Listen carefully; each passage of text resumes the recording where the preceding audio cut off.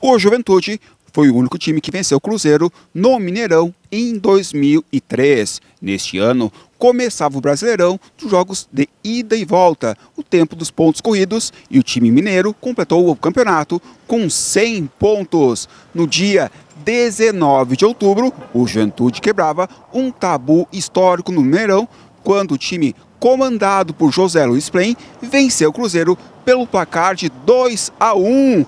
O Juventude tirava uma invencibilidade dos mineiros em casa após um ano, com 28 vitórias e 7 empates. Era o meu 8º jogo. Nós tínhamos, por consequência, 7 jogos como treinador do Juventude. Naquela época interino ainda, que eu tinha substituído o Raul Plasma, que eu era o auxiliar técnico dele. Nós começamos o primeiro jogo 4-0 contra o Atlético Paranaense aqui. Depois tivemos, na realidade foram 7 jogos, são 3 vitórias e 4 empates. 4-0 no Atlético, 6-1 no Corinthians, 1-1 no Santos lá, 2-2 Fortaleza, 1-1 Vasco no Rio, 1-1 Paraná. E 3-1 no Criciúma. E chegamos ao 8º jogo contra o Cruzeiro, que era líder absoluto, tanto é que fez mais de 100 pontos naquele ano no Campeonato Brasileiro. Era o primeiro campeonato de pontos corridos. E o Cruzeiro soube usar, através da inteligência do Luxemburgo e sua comissão, usar as estratégias corretas para um campeonato de pontos corridos, que era novidade naquela época, em 2003. E nós estávamos na zona de rebaixamento. E nós tínhamos uma equipe técnica do Juventude, e nós estudávamos muito o adversário. As variações táticas, as táticas que usava, os atletas mais proeminentes, bastante técnica, e o Cruzeiro tinha muito disso aí. E tinha algumas variações táticas interessantes. E nós, naquela época, buscamos estratégias para, primeiro, anular, né, as principais jogadas e, dentro da tática de jogo, a estratégia de jogo, fazer com que nós também tivéssemos a condição de buscar alguma coisa a mais que não simplesmente anular o adversário. E isso foi conseguido. Eu me lembro de ter falado para os atletas, dentro daquilo que estudamos, que nós teríamos que, no primeiro momento, nós tínhamos praticamente lá no estádio de Mineirão mais aproximadamente 30 mil pessoas, e só torcedores do Cruzeiro, logicamente, ou na grande maioria, isso é uma lógica, que nós tínhamos que segurar um tempo para que não levássemos gol, porque ele era um time muito bom e aí ficaria muito mais difícil, até porque nós estávamos saindo da zona de rebaixamento. Com esses 7 jogos anteriores, nós conseguimos ter sair do sufoco. O Juventude nunca havia conseguido uma vitória em Minas Gerais em toda a sua existência. Diante do Cruzeiro, eram 12 confrontos, com 8 vitórias de mineiros e 4 empates. Haviam marcado 21 gols e o Juventude apenas 5. A gente estava encarando jogo a jogo, situação por situação, até porque a nossa situação não era muito confortável. Então nós buscávamos sempre logicamente que a motivação é sempre ganhar do grande, e o Cruzeiro era o grande da época, agora nem tanto, mas enfim, e nós tínhamos essa intenção também. E motivamos os atletas, logicamente. Eu não sou de dar soco em mesa, chute em porta, eu sou de falar com calma. O Cruzeiro tinha muitos jogadores bons, proeminentemente o Alex, que foi jogador do ano naquele campeonato. E nós tínhamos, logicamente, depois foi falado que o Juventude nunca tinha ganho do Cruzeiro em Belo Horizonte. Então nós quebramos naquele ano muitos tabus, inclusive o 6-1 no Corinthians, que hoje, de repente, é a pior derrota que o Corinthians teve em campeonato nacional. Mas as coisas foram evoluindo de tal maneira e os atletas foram acreditando no trabalho, e teve um parêntese, jogadores de caráter naquela época.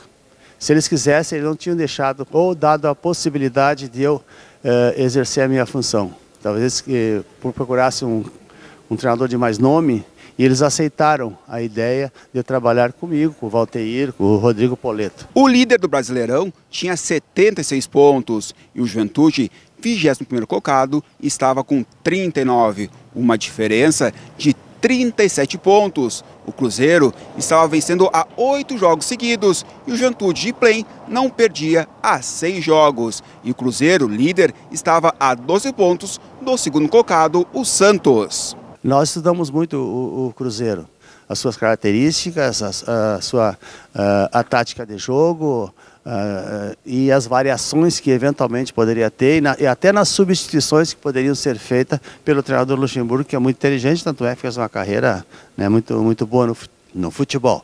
Então, em estudando isso aí, nós anulamos primeiro e depois procuramos uma solução de saída para ganhar o jogo, e isso aconteceu. Neto e Léo Inácio foram os autores dos gols que derrubaram o time de Vanderlei Luxemburgo, que saiu na frente do placar com um gol de Maurinho. Orientamos ou falamos que seria muito difícil se ele saísse na frente. Isso aconteceu aos 32 do primeiro tempo. Mas não demorou 3 minutos, aos 35 nós fizemos um gol com o Neto de cabeça, no escanteio.